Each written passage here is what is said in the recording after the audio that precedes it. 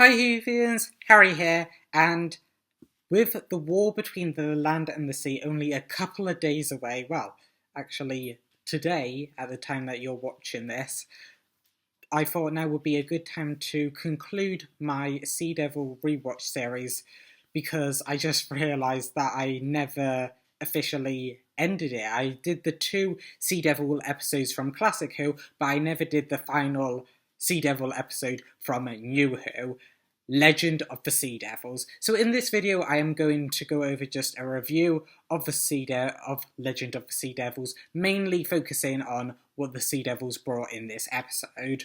But before I get into that, don't forget to subscribe, also leave a like and comment down below, and let's get in to the video.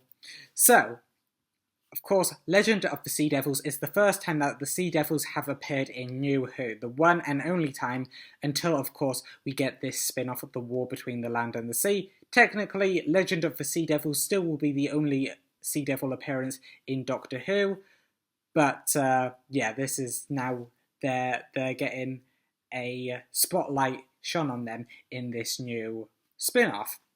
So, the episode starts with Madame Cheng, also known as the Pirate Queen, accidentally waking up a sea devil that was, frozen into a statue because she is trying to find the lost treasure. I think it's the Flor de la Mar or something like that. And she needs the keystone to track it down. However, of course, things go awry and the Sea Devil wakes up and starts wreaking havoc on the small village that, it was imprisoned on. And, of course, then we get the Doctor and her fam finally involved in the episode, and of course they quickly come across the Sea Devil. Of course, that, like most episodes, they quickly come across the alien threat. Well, not alien, because the Sea Devils are, of course, the aqua creatures that inhabited the Earth before humans. And I like this little exchange between the Doctor and the Sea Devil, because the Doctor says Sea Devil when she first sees it, and the Sea Devil in response to this says land parasite, because as we now know in the spin-off The War Between the Land and the Sea, the Sea Devils aren't actually their name. They are called Homo Aqua, which, little side note, doesn't make sense because Homo means human, and of course Sea Devils and Silurians predate humans, so they're not actually humankind, so that name doesn't make a lot of sense. But I like how it is brought up in this episode as well, that Sea Devils aren't actually their given name or the name that they want to be called by. So it just, yeah, I mean, it's a good exchange that calling a Sea Devil is like calling a human a land parasite. But then, of course, things get a little silly because we find out that the Sea Devils have their own ship, their own pirate ship, which, of course, Sea Devils wouldn't need because they are supposed to live in, the sea. But it is revealed that they commandeered this ship after the Doctor and Yaz take a trip, into the past, where Jihan, another pirate, is revealed to have formed an alliance with the Sea Devils, only for them to double-cross him and steal his ship, which is the ship they have now. And yeah, of course, everyone has memed the Sea Devil jump from the land into the ship because it is like a Mario jump. But it is later revealed when the Doctor and Yaz board the Sea Devils base that the Sea Devils have kind of sealed Jihan in this kind of stasis, and it is revealed by Jihan that he was actually going to double-cross the Sea Devils, but they trapped him first. And of course, this leads us into the reason why Madame Cheng awakened the Sea Devils in the first place, which was to steal the keystone that would track down the treasure that Jihan supposedly stole. However, the Doctor and Yaz, in their trip to the past, realise that, of course, there was no shipwreck because the Sea Devils stole his ship and made it their own. So of course he didn't have the treasure, well, in his custody. And the reason why Madam Cheng wants the treasure is to pay for the ransom to another pirate that stole her crew and also her sons as well. So she only wants this treasure to pay back, well, to get her own crew and her sons. And it is pointed out pretty early that, of course, there was no crew of her. Where did they all go? Well, they were kidnapped and they are being held to ransom. So she needs that to get back her crew and also her family. And of course, this gets to the plot point of what the Sea Devils bring in this episode.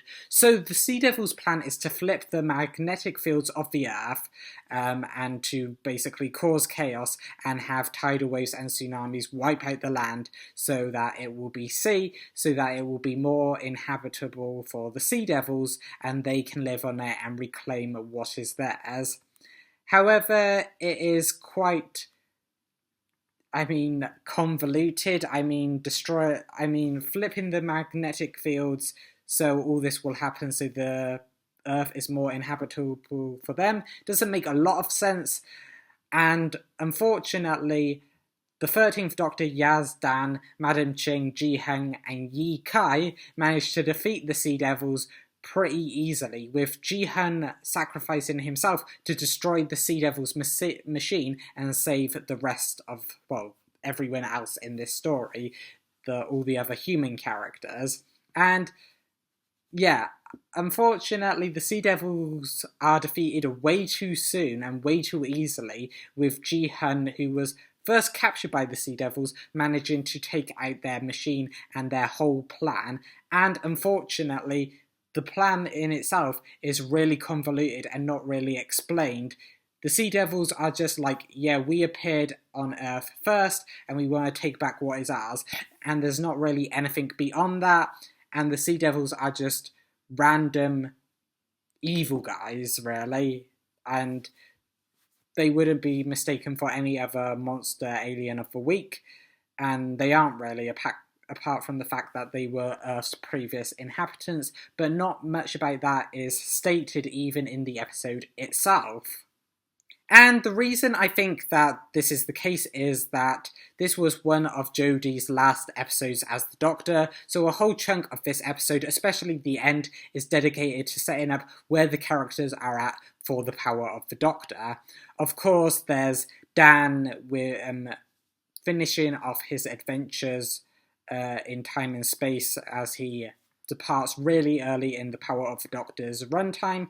Of course, there's the botched handling of the Phasmin situation, not only in this episode, Legend of the Sea Devils, but the Power of the Doctor, where in this episode they really sit on the fence a lot of the time, but kind of come to the conclusion that, yeah, it's not going to happen really for them having... Well, it's not going to happen for them, Yaz and the Doctor ending up in a relationship, which of course annoyed a lot of fans at the time who were shipping them, and it seemed that the actual show was going to go that way, and then it just didn't. And of course, it tries to make you care about Madam Cheng, Yi King, and Ji-hun as well, when we really have no character development with them, and really... Are Madam Cheng and Ji-hun good people? They're pirates at the end of the day that result in Yi King's dad dying. It's kind of funny when you think that Ji-hun's right-hand man was the granddad of Yi King in the first place, so with that, they kind of have a tie with each other, but again, that's a bit convoluted as well. And it just doesn't handle the whole thing well. It feels really rushed, and you can't care about the other human characters as well as the Sea Devils. And the Sea Devils just feel like, even though they're fun like pirates, is that what Sea Devils are? And it just makes them regular monsters of the week. So I think Legend of the Sea Devils is not a great episode.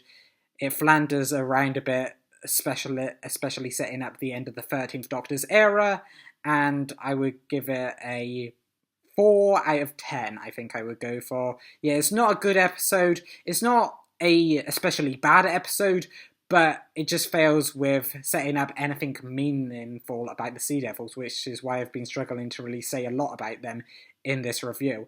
But that is where I'm going to wrap it up for now, because, well, in probably just a couple of hours for you guys, it will be the airing of the War Between the Land and the Sea. So hopefully I can get a review out to you guys early for that. And yeah, I hope it is good and it dives a lot more into the Sea Devils mythology and why they want the land back, other than it just being they were there first. But that is all I have for this video. So if you like this video, don't forget to leave a like. Also, comment down below, what did you think of Legend of the Sea Devils, and are you excited for the War Between the Land and the Sea? And of course, don't forget to subscribe, also share it out, and I will see you for the War Between the Land and the Sea. See you then.